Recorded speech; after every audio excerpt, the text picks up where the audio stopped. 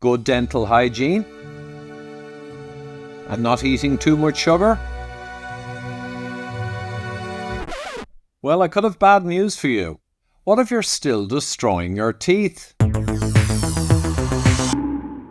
Welcome to Imagine That, where we decode and explain the most fascinating technical scenarios which affect your health, productivity, and happiness.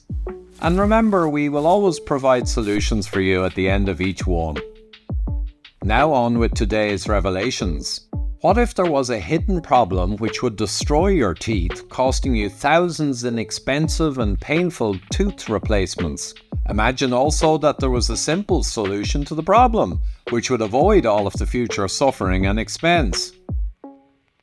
Well, both are true, and the problem is called bruxism.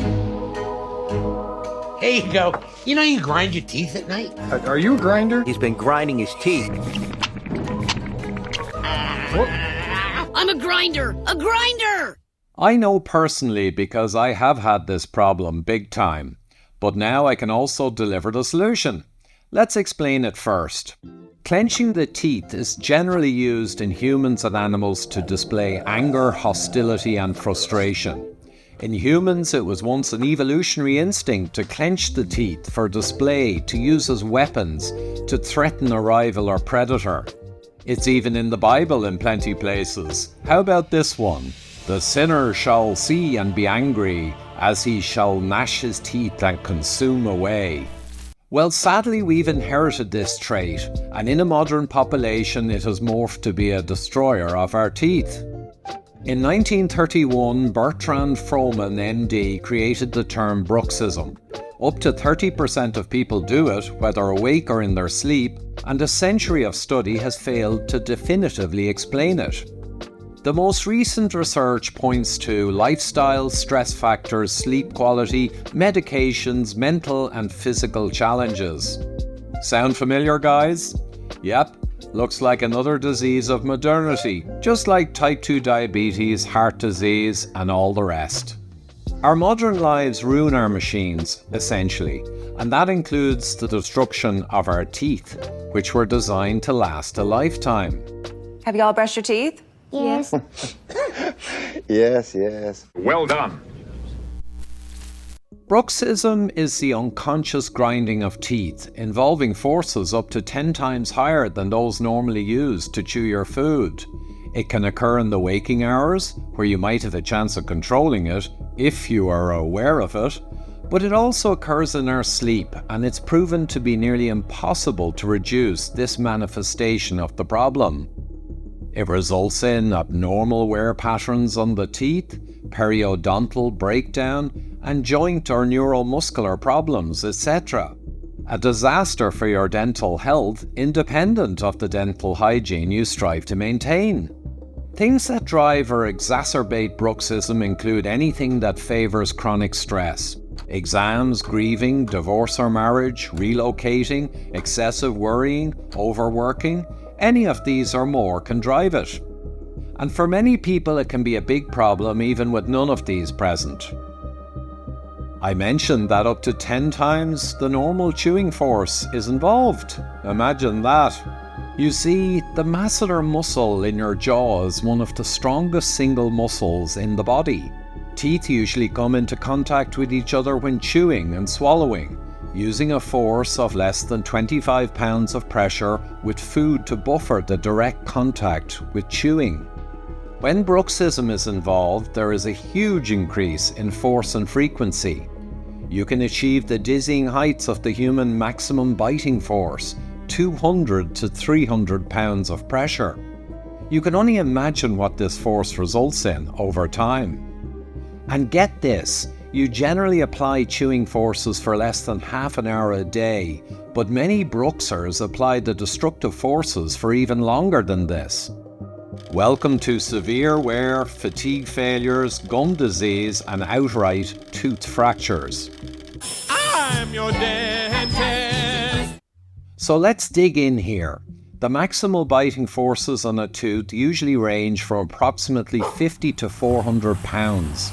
Astonishingly, the Guinness World Record is nearly 900 pounds. But why don't your teeth whack off each other? All those points of contact seem to magically just crush the food while avoiding any damaging clashes. Well, you want to know something amazing my dentist told me about chewing? The brain's control system can manage chewing food while sensing the contact of your molars with an accuracy down to 5 microns.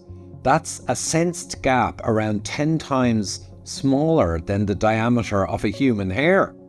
The brain prevents the damaging contact using light-speed feedback coming from the massive nerve systems in your teeth, your gum tissue, your bone, your jaw muscles, your tendons, everywhere. That's how it achieves this enormously complex, dynamic, and exquisitely precise control task. It's an incredible orchestra with the world's best conductor. In fact, your brain has a dedicated chewing processor located in your brainstem, right beside the one that controls your breathing and other crucial survival responses. Although astonishing, these levels of complexity and accuracy make sense. Think about the power of the brain in terms of, say, Tiger Woods swinging his arm and the driver club he's holding, hitting a little golf ball with huge force. Surely it should be impossible to make this tiny projectile arrive within a foot of its target a couple of 100 yards away. But it is possible through your brain's incredible abilities. Look at this, might go in, might go in, might go in. It is in. Back to our problem though. Evolution had to protect our teeth for life, and it encoded the immense power of the human brain to achieve that.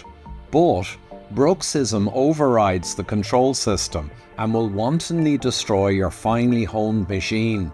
Symptoms to watch for include grooved teeth, chipped teeth, cracked teeth, decayed teeth, periodontal gum disease acceleration, acute or chronic pain, sensitivity of the teeth, TMJ or temporomandibular discomfort. Now there's a mouthful.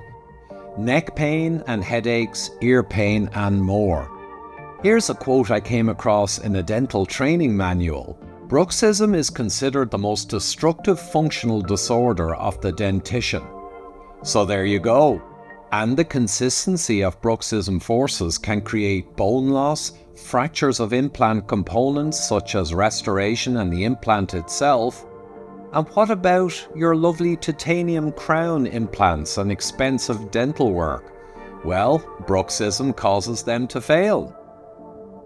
Let's take a look at the sequence of issues. Attrition is the normal loss of tooth substance that results from friction by chewing forces. Bruxism is a primary cause of inappropriate wear, exposing the softer dentin inside the hard enamel. This is a disaster for tooth decay, sensitivity, and the decline of your teeth. See the tooth here on the screen? Ouch!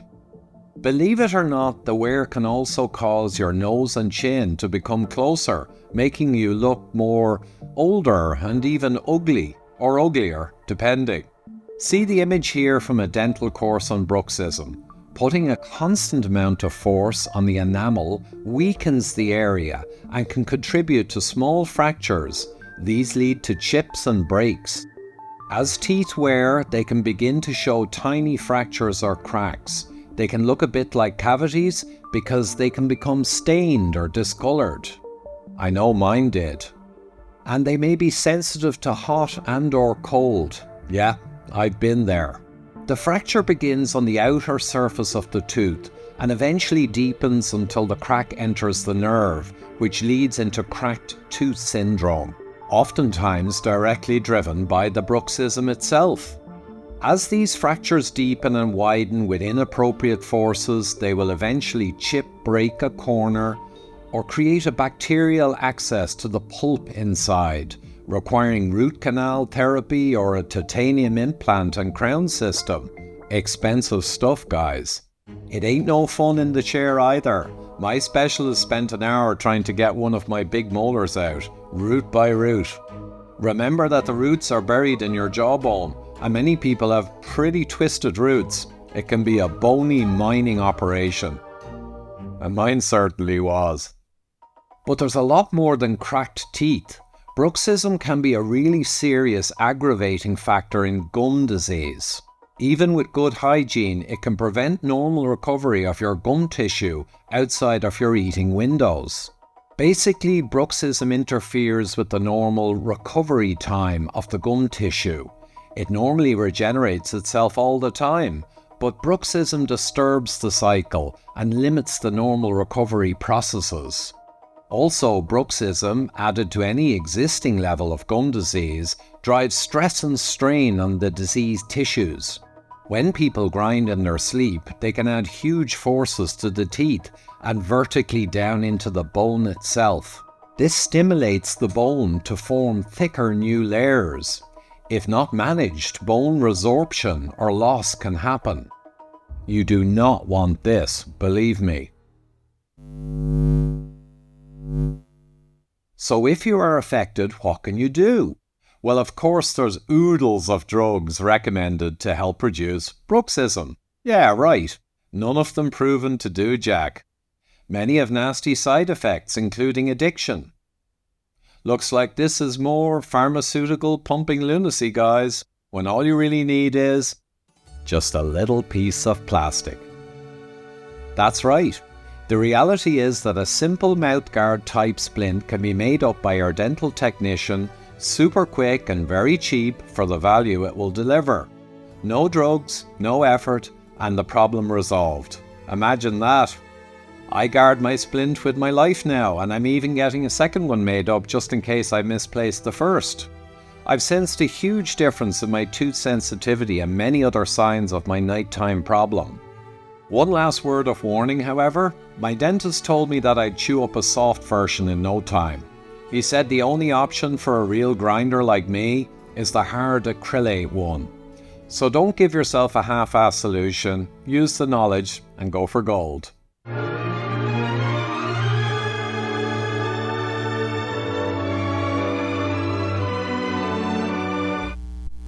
We're working hard to develop this informative channel and would be delighted if you could give us a thumbs up, hit that subscribe button and also the little notification bell to get the heads up every time we have a new episode. By all means, please do share also so that more can benefit. We'll be covering so many jewels of knowledge and self-improvement in the coming months. So till next time, guys, look after yourselves.